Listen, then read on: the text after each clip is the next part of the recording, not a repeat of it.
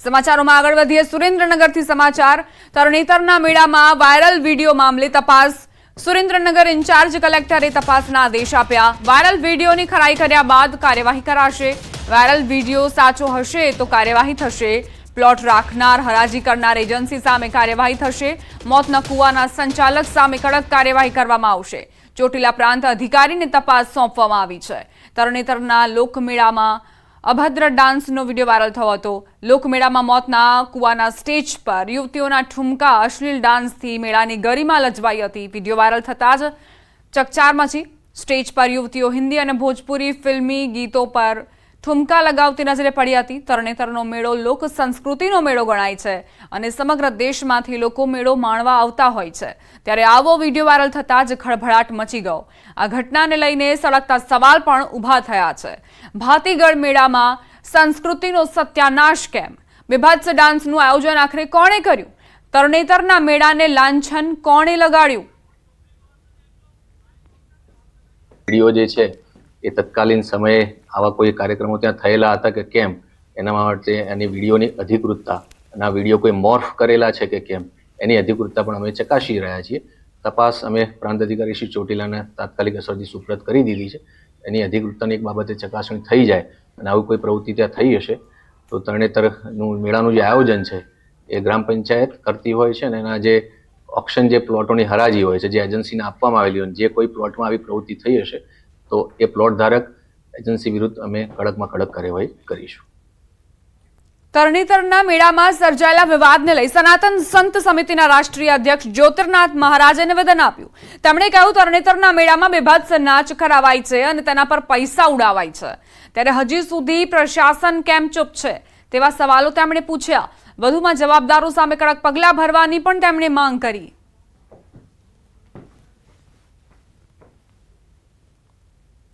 ગુજરાતની મૂળભૂત સંસ્કૃતિ ખલાસ થઈ જાય બીભત્સ નાચ અને તેમાં પૈસા ઉડાડવામાં આવે તંત્ર કેમ જાગતું નથી આની પર પગલાં લેવા જોઈએ અને તપાસ થવી જોઈએ જ્યારે વાત કરવામાં આવી એડિશનલ કલેક્ટર સાથે ત્યારે એમને એવું કીધું કે હજુ તપાસ ચાલુ છે શું તમે અત્યાર સુધી તપાસ જ કરો છો સમાચાર ગાંધીનગરથી કોર્ટમાં હથિયાર સાથે આરોપી આવ્યા હોવાના સમાચાર હત્યાના આરોપી હથિયાર સાથે આવ્યા આરોપીઓએ વોશરૂમમાં હથિયાર છુપાવ્યા હતા કોર્ટના અધિકારીની જાણ થતાં જ પોલીસ બોલાવવામાં આવી તો આ આરોપીઓની હિંમત તો જુઓ હત્યાના આરોપીઓ છે અને હથિયાર સાથે કોર્ટમાં આવી પહોંચ્યા ત્યારબાદ વોશરૂમમાં હથિયાર સંતાડવાનો પ્રયત્ન પણ કરી રહ્યા હતા કોર્ટના અધિકારીને જાણ થતાં જ એક્શનમાં આવી અને પોલીસને બોલાવે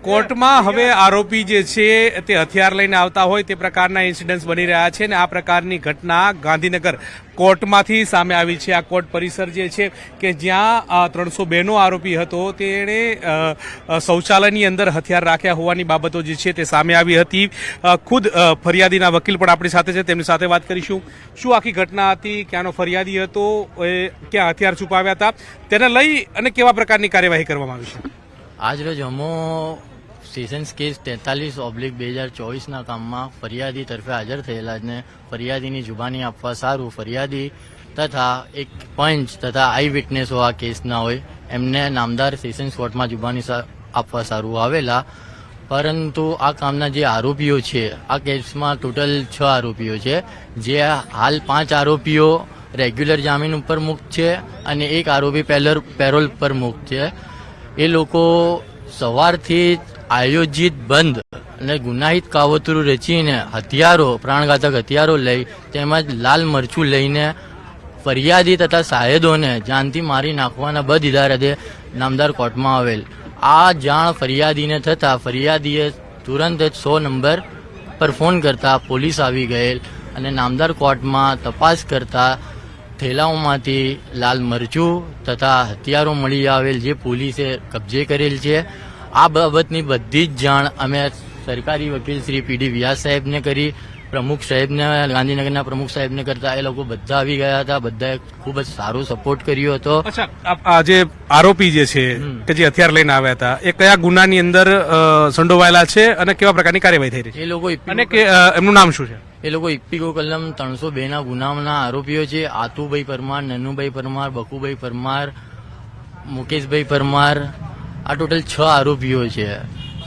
એ બધા લોકો આજ લોકો ફરિયાદીને જાનથી મારી નાખવાના તેમજ અમારો વકીલ ઉપર હુમલો થાય તેવી પૂરેપૂરી શક્યતાઓ રહેલી હતી આજે. પરંતુ આ તો બદનસીબ સમજ સૂચકતા મળતા અમે તાત્કાલિક પોલીસને ફોન કરતા પોલીસ સમયસર આવી ગઈ હતી. આરોપીઓને હથિયારો સાથે અટક કરી હથિયારો સાથે લઈ હાલ પોલીસ સ્ટેશન લઈ ગયેલ છે.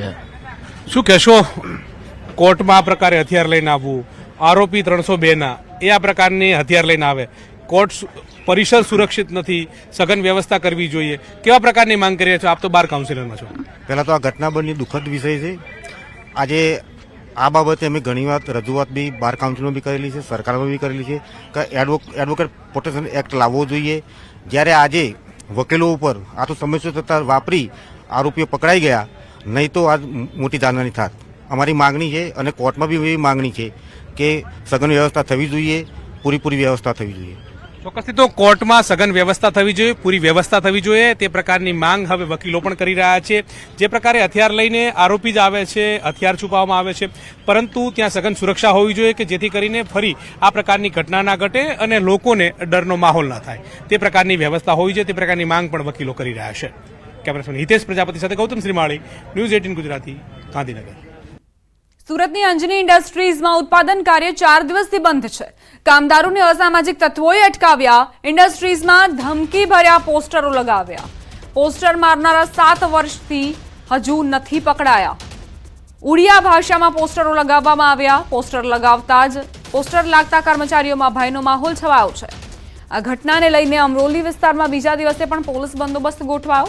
અંજની ઇન્ડસ્ટ્રીમાં પોસ્ટર વોર બીજા દિવસે પણ કામકાજ બંધ રખાયું. અહીં ભાવ વધારો આપવા માટે ઉડિયા ભાષામાં બેનરો લાગ્યા હતા. ત્યારબાદ કારીગર કામ પર નથી આવતા, જેને લઈને વેપારીઓની ચિંતા વધી છે. આ ઘટનાને લઈને પોલીસ દ્વારા સમગ્ર વિસ્તારમાં પેટ્રોલિંગ શરૂ કરાયું છે. જોકે આ પ્રકારની ઘટના છેલ્લા 3-4 વર્ષની દિવાળી બાદ બનતી હોય છે, પણ આ વર્ષે તો દિવાળીના 1 મહિના પહેલા જ શરૂ થતા વેપારીઓમાં ચિંતાનો માહોલ જોવા મળી રહ્યો છે. બીજી તરફ પોલીસે આ વિસ્તારમાં ફૂટ પેટ્રોલિંગ વધારી દીધું છે.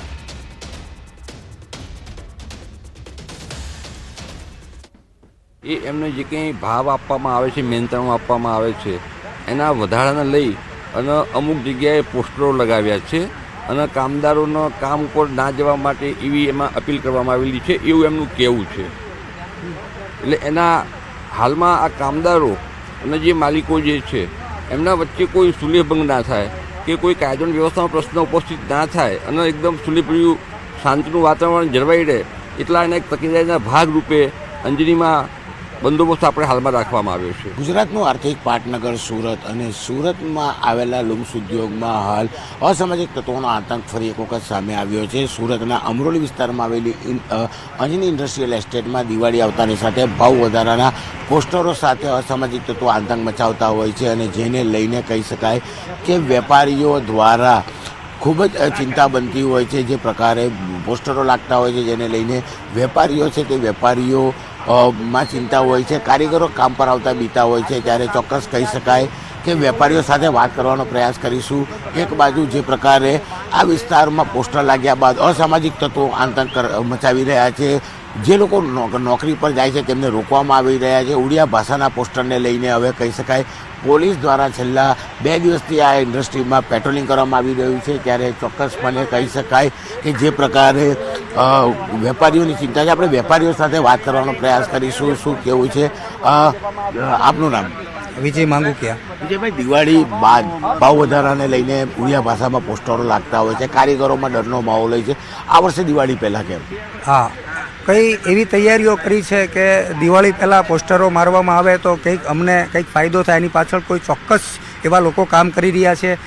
ત્યારે અમે ગૃહ વિભાગમાં પણ જાણ કરી છે અને મળવા પણ જવાના છીએ. અસામાજિક તત્વો દ્વારા ભાવ વધારા માટેના બોર્ડ મારવામાં આવે છે અને કારીગરોને એટલી રિક્વાયરમેન્ટ હોતી નથી અને કારીગરોને અમે એટલા ભાવ પણ આપીએ છીએ કે એમાં કોઈ મુશ્કેલ નથી. બધી ઇન્ડસ્ટ્રી પ્રમાણે ભાવ સારા છે અહીંયા. અત્યારે શું માહોલ છે? વેપારીઓમાં ડર છે કે કારીગરોમાં ડર છે? કારીગરોને ડરાવવામાં આવે છે, ડર છે એટલે કારીગરો કામે આવી શકતા નથી. બિલકુલ કારીગરો કામે નથી આવતા. જો તેઓ આવે છે તો તેમને અસામાજિક તત્વો દ્વારા ડરાવવામાં આવી રહ્યા છે, કારણ કે 20 પૈસા જેવા ભાવ વધારાની માંગ સાથે દર વર્ષે આ ઇન્ડસ્ટ્રીમાં દિવાળી બાદ કારીગરો દ્વારા હંગામો કરવામાં આવે છે. અને કારીગરો નહીં પણ અસામાજિક તત્વો દ્વારા ત્યારે વેપારીઓની ફરિયાદના આધારે પોલીસ દ્વારા છેલ્લા 2 દિવસથી દિવસ અને રાત આખા વિસ્તારમાં પેટ્રોલિંગ કરવામાં આવે છે. ઓડિશા ભાષામાં જે પોસ્ટર લગાડવામાં આવ્યા છે તે પોસ્ટર દૂર કરવામાં આવ્યા છે, પણ જો કારીગર કામ પર જાય તો તેમને રસ્તામાં અટકાવી તેમને ધમકાવવામાં આવે છે, તેમના પર હુમલા કરવાની ઘટના ભૂતકાળમાં બની ચૂકી છે. ત્યારે ચોક્કસપણે કહી શકાય કે અંજની ઇન્ડસ્ટ્રીમાં આ ઇસ્યુ છેલ્લા 4 વર્ષથી ચાલી આવી રહ્યો છે, તેનો નિકાલ નથી થતો. જો કે આ વર્ષે પણ દિવાળી પહેલાં, દર વર્ષે તો દિવાળી બાદ આ પોસ્ટરો લાગતા હોય છે, પણ આ વર્ષે દિવાળી પહેલાં જ અસામાજિક તત્વોએ પોસ્ટર લગાવ્યા છે, કારીગરોને ધમકાવ્યા છે, જેને લઈને કારીગરો કામ પર નથી જતા અને તેને લઈને વેપારીઓની ચિંતા વધી છે. સુરતથી જ સમાચાર. સુરતના ગોપીપુરા વિસ્તારમાં અસામાજિક તત્વોનો આતંક. કાગળવાલા એપાર્ટમેન્ટમાં માથાભારે શખ્સોની દારૂ પાર્ટી પર ફ્લેટ ધારકોએ જનતા રેડ પાડી. એપાર્ટમેન્ટના ધાબા પર જુગાર સાથે દારૂ પાર્ટી ચાલી રહી હતી, ત્યારે અચાનક એપાર્ટમેન્ટના ફ્લેટ ધારક દ્વારા છાપો મારી દારૂ પાર્ટી ઝડપી પાડતા જુગારીઓમાં ભાગદોડ મચી. બીજી તરફ ફ્લેટ ધારક દ્વારા મામલો ઉજાગર કરતા માથાભારે શખ્સોએ જીવલેણ હુમલો કર્યો અને વાહનોમાં તોડફોડ કરી. ઘટનામાં એક મહિલાને પણ ઈજા પહોંચી. ઘટનામાં મહિલાઓ સહિત કુલ 10 લોકો વિરુદ્ધ અઠવા પોલીસ મથકમાં રાયોટિંગનો ગુનો દાખલ કરાયો છે.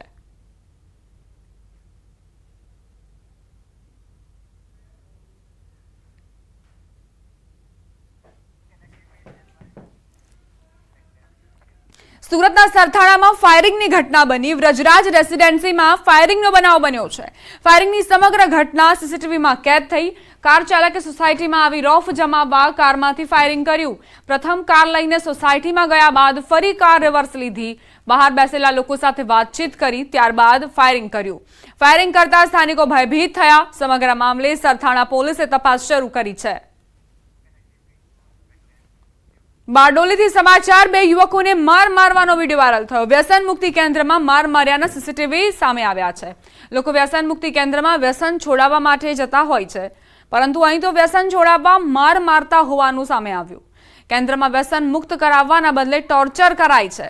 હાલ વાયરલ થયેલા વિડીયોમાં 2 યુવકોને સંચાલકો લાકડીના સપાટે મારતા દેખાઈ રહ્યા છે.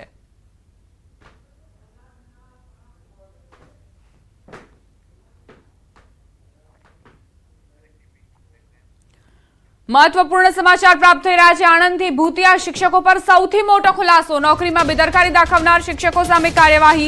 આણંદના 6 શિક્ષકોને બરતરફ કરાયા. એનઓસી લઈને રજા પર ગયેલા શિક્ષકો નથી ફર્યા પરત. એનઓસીની મુદત પૂર્ણ થયા બાદ પણ તેઓ પરત નથી આવ્યા. ઉમરેઠ, સોજિત્રા, ખંભાત, તારાપુરના આ શિક્ષકો છે. જિલ્લા પ્રાથમિક શિક્ષણ વિભાગે કાર્યવાહી કરી. આણંદ જિલ્લા પંચાયતે શિક્ષણ વિભાગને જાણ કરી હતી.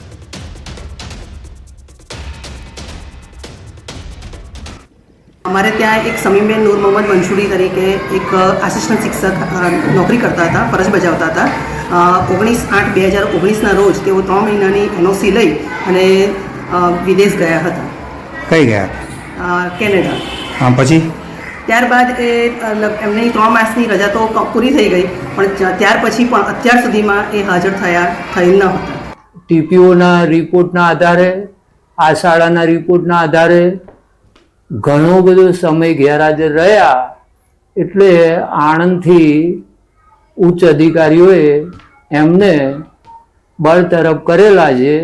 અમારા શાળાના શિક્ષિકા બેન ગૌરીબેન હસમુખભાઈ રાણા, તેઓ તારીખ 17/5/22થી 13/8/22 સુધી એનઓસી લઈને વિદેશ ગયેલ હતા અને તેઓ પોતાના સમયસર શાળામાં હાજર થયેલ ન હતા. તેની જાણ મેં જિલ્લા પ્રાથમિક શિક્ષણ અધિકારીની કચેરીમાં કરેલ હતી અને તેઓએ તે બધા યોગ્ય પગલાં લીધેલ છે. પટેલ હાર્દિક કુમાર વિષ્ણુભાઈ છેલ્લા ઘણા સમયથી વગર રજાએ શાળામાં ગેરહાજર રહેતા હતા. તેની જાણ અમે જિલ્લા પંચાયત શિક્ષણ કચેરી આણંદને કરેલી, તો જિલ્લા પંચાયત કચેરી દ્વારા તેમને નોટિસ આપવામાં આવેલી. એમને હાજર થવા માટે ટાઈમ પીરિયડ આપેલો, ટાઈમમાં પણ હાજર થયેલ નથી. તેથી જિલ્લા પંચાયત શિક્ષણ કચેરી દ્વારા સદર શિક્ષકને બરતરફ કરવામાં આવેલા છે. 6 શિક્ષક હતા કે જે એનઓસી લઈ અને પ્રદેશ ગયેલા અને એમની 3 મહિનાની મુદત દરમિયાન હાજર ન થતા એમને 3 ટર્મ નોટિસ આપ્યા બાદ અહીંથી આપણે એમને બરતરફ કરેલા છે. તો આણંદ જિલ્લાના આ 6 શિક્ષકો જે એનઓસી લઈને રજા પર તો ગયા પરંતુ ત્યારબાદ પરત નથી ફર્યા અને હવે કાર્યવાહી કરવામાં આવી છે. આ 6 શિક્ષકને સસ્પેન્ડ કરવામાં આવ્યા છે. ઉમરેઠ, સોજિત્રા અને ખંભાત તારાપુરના આ શિક્ષકો છે જેમને બરતરફ કરાયા છે. નોકરીમાં બેદરકારી દાખવનાર આ શિક્ષકો સામે આ કડક પગલાં. સંવાદદાતા જનક જોડાઈ ગયા છે વધુ જાણકારી સાથે. જનક, આજે 6 શિક્ષકો હતા, રજા લઈને ગયા પરંતુ ત્યારબાદ પરત નથી ફર્યા. હવે કેવા પ્રકારની કાર્યવાહી? આ ઘટના આણંદ જિલ્લાના ગ્રામીણ વિસ્તારોની છે. ઉમરેઠ તાલુકાના 2 ગામ છે, તેમજ તારાપુર તાલુકાના 2 ગામ છે, એક સોજિત્રા તાલુકાનું ગામ છે અને ખંભાત તાલુકાનું ગામ છે. તમામ શિક્ષકો પ્રાથમિક શાળાના શિક્ષકો છે. ઘણા અંતરિયાળ વિસ્તાર છે. ચોક્કસ કહી શકાય કે આ લોકોમાંથી મોટા ભાગના 5 જેટલા લોકો તો એનઓસી લેટર શિક્ષણ વિભાગનો લઈને ગયા હતા. નિયત સમય મર્યાદા પૂરી થવા છતાં પણ તે લોકો હાજર નતા થયા. તેમની શાળાના આચાર્યોએ જિલ્લા પ્રાથમિક શિક્ષણ વિભાગ આણંદને જાણ કરી અને આણંદ જિલ્લા પ્રાથમિક શિક્ષણ વિભાગે આ તમામને હાલ બરતરફ કરેલા છે. ખૂબ મહત્વની બાબત આ ઘટનામાં એ છે કે શિક્ષક છે એ સમાજની રચના કરતો હોય છે, બાળકના ભવિષ્યની રચના કરતો હોય છે. ત્યારે ગ્રામીણ વિસ્તારના બાળકોના શિક્ષકોએ એમની ફરજ પર હાજર નહીં રહી અને શિક્ષણ પૂરું નહીં પાડીને ચોક્કસ અન્યાય કર્યો છે. ત્યારે આણંદ જિલ્લા પંચાયતે એક કડક પગલાં લીધા છે અને 6 શિક્ષકને તેમની હોદ્દા પરથી શિક્ષકના બરતરફ કરેલા છે. જી આભાર જનક, જાણકારી આપવા માટે. ઉમરેઠનગરમાં કાજીવાડ વિસ્તારમાં દૂષિત પાણીથી રહીશો પરેશાન થઈ ગયા છે. સતત 2 દિવસથી પાલિકાના પાણીમાં ડ્રેનેજનું દૂષિત પાણી ભળી જતા લોકો ત્રાહિમામ પુકારી ઉઠ્યા છે. ઉમરેઠ પાલિકાને જાણ કરાતા કર્મચારીઓ દ્વારા તપાસ કરાઈ હતી. અગાઉ પણ આ વિસ્તાર રોગચાળાના ભરડામાં સપડાયો હતો. 2 દિવસથી દૂષિત પાણી આવતા પાણીના જગ ખરીદવા રહીશો મજબૂર બન્યા હતા. અમદાવાદથી સમાચાર. તોફાની તત્વો બેફામ બન્યા છે. સુભાષ બ્રિજ પર અસામાજિક તત્વોનો આતંક. કાઠિયાવાડી હોટેલમાં તોડફોડ કરી જેના સીસીટીવી ફૂટેજ પણ સામે આવ્યા છે. હથિયારો સાથે આ અસામાજિક તત્વોએ હંગામો મચાવ્યો, તોડફોડ કરી હુમલો કર્યો. હોટેલના માલિકને ગંભીર ઈજાઓ પણ પહોંચાડી, જેમને સારવાર માટે હોસ્પિટલ ખસેડાયા. રાણે પોલીસે અસામાજિક તત્વો વિરુદ્ધ ફરિયાદ દાખલ કરી છે અને અજાણ્યા શખ્સો વિરુદ્ધ ગુનો નોંધ્યો છે. અસામાજિક તત્વોના આતંકથી સ્થાનિક લોકોમાં પણ રોષ ફેલાયો છે.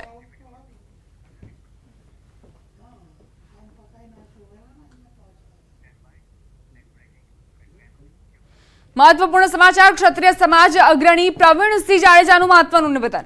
સમાજમાં એકતા ન હોવાના કારણે રાજકીય લાભ નથી મળતો. સમાજને રાજકારણથી દૂર ન કરી શકાય. સમાજના વિકાસ માટે રાજકારણ જરૂરી. 19% વસ્તી હોવા છતાં માત્ર 2 જ મુખ્યમંત્રી મળ્યા. ક્ષત્રિય સમાજ એક થવો ખૂબ જ જરૂરી છે. ક્ષત્રિય સમાજ નૈતિકતાવાળું રાજકારણ કરે એ ખૂબ જરૂરી. ગુજરાતમાં 19% કુલ વસ્તી છે અને છતાં અત્યાર સુધીમાં તમે એક માત્ર જેને કહેવાય કે પહેલા માધવસિંહભાઈ અને બીજા શંકરસિંહભાઈને મુખ્યમંત્રી બનાવી શક્યા છો, બાકીના કોઈ બનાવી નથી શક્યા. એનું કારણ ફક્ત ને ફક્ત એટલું છે કે તમારી એકતા નથી અને એકતા આપણામાં નાનેથી મોટા સુધી નથી. ગુજરાતમાં ઓબીસી કમિશન મુદ્દે હાઈકોર્ટમાં થયેલ પિટિશન પર સુનાવણી હાથ ધરાઈ. રાજ્ય સરકારે હાઈકોર્ટમાં સોગંદનામું રજૂ કર્યું. રાજ્ય સરકાર માત્ર એક જ સભ્યનું કમિશન ચલાવવા માંગે છે એવી સોગંદનામા પર કબૂલાત કરી. ચીફ સેક્રેટરીએ કર્યું છે આ સોગંદનામું તૈયાર. સરકારે કહ્યું જરૂર પડે તજજ્ઞોની સલાહ લેવાશે. બીજી તરફ જે જ્ઞાતિઓ ઓબીસીમાં સમાવિષ્ટ થવી જોઈએ તેવી જ્ઞાતિઓનો હજુ સુધી યોગ્ય સર્વે નહીં થયો હોવાની અરજદારે રજૂઆત કરી. અન્ય જ્ઞાતિઓનો ખોટી રીતે સમાવેશ થયો હોવાની પણ અરજદારે ફરિયાદ કરી. એક સભ્યથી ચાલતા કમિશન મુદ્દે હાઈકોર્ટે ફરી નારાજગી વ્યક્ત કરી. જોકે સોશિયલ ઓડિટના મુદ્દે હજુ પણ સરકારે સોગંદનામા પર સરકારે સ્પષ્ટતા કરી છે, સ્પષ્ટતા નથી કરી. આ બાબતે 2 અઠવાડિયા બાદ ફરી સુનાવણી હાથ ધરાશે. પીઆઈએલ દાખલ થઈ છે. હવે કોર્ટે જે દિશાની અંદર કીધું છે 2 અઠવાડિયાની અંદર અમને પીઆઈએલ કરતાઓને જવાબ ફાઇલ કરવાનો કીધો છે. એટલે અમે એની અંદર બીજા સ્ટેટની અંદર કમિશનરોની શું સ્થિતિ છે અને કાયદાની શું પરિસ્થિતિ એ સાથે અમારો જવાબ ફાઇલ કરીશું. પણ હાલ તો સરકારે એવું કીધું છે કે અમે એક જ જણથી કમિશન ચલાવવાનું નક્કી કર્યું. પંચમહાલ જિલ્લા કોંગ્રેસ દ્વારા રાહુલ ગાંધીને ધમકી આપવા મુદ્દે ભાજપના 3 નેતાઓ સામે ફરિયાદ નોંધવા માંગણી કરાઈ. રાહુલ ગાંધી સામે અભદ્ર શબ્દોનો ઉપયોગ કરી ધમકી આપવા અંગે કોંગ્રેસ દ્વારા ભારે વિરોધ પ્રદર્શન કરાયું.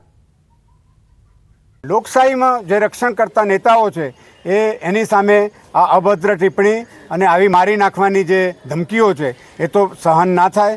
આવનાર સમયમાં પણ કોંગ્રેસ આ માટે જલદ આંદોલન કરશે અને અમે માંગ કરી છે કે આ જે ત્રણેય તત્વો છે એની સખત કાર્યવાહી થાય અને લીગલી પ્રોસેસ થાય એ માટેનું આજે એક FIR પણ ગોધરા A ડિવિઝન પોલીસ સ્ટેશનમાં રજૂ કરી છે.